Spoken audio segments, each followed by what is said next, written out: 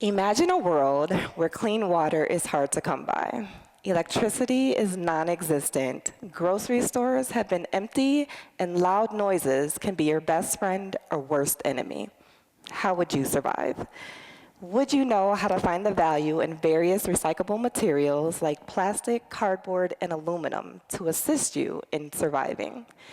These were just some of the questions I posed to inner-city Milwaukee youth at a TRIO program put on by UW-M called Mini Courses Saturday Academy. In this course, students develop their critical thinking and problem-solving skills by applying the scientific method to potential real-life scenarios.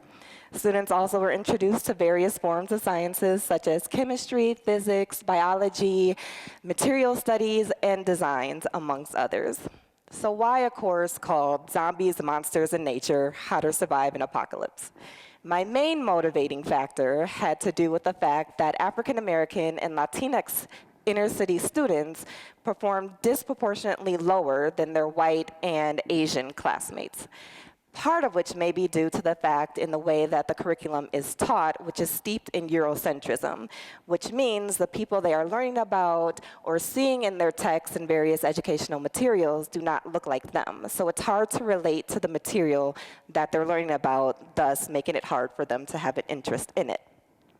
So by applying culturally relevant pedagogy to lesson plans, I'm doing things in a slightly different way than previous theorists have done. So yes, I do want to include curricula that is based in the students' culture in a meaningful way so that they can actually see themselves in these various types of positions so that they know their worth.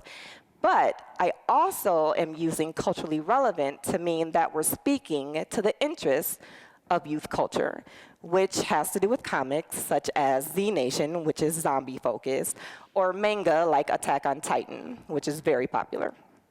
So during the 6 weeks, students started off with a pre-assessment in which I asked them various questions just to kind of gauge what they already knew. We were not expecting them to do super well, but we expected growth at the end of the 6 weeks. And I am proud to say that at the end, all of the students who were there to take the pre-assessment test, when they took the post-assessment test, did increase their test scores, most of which were A's and B's.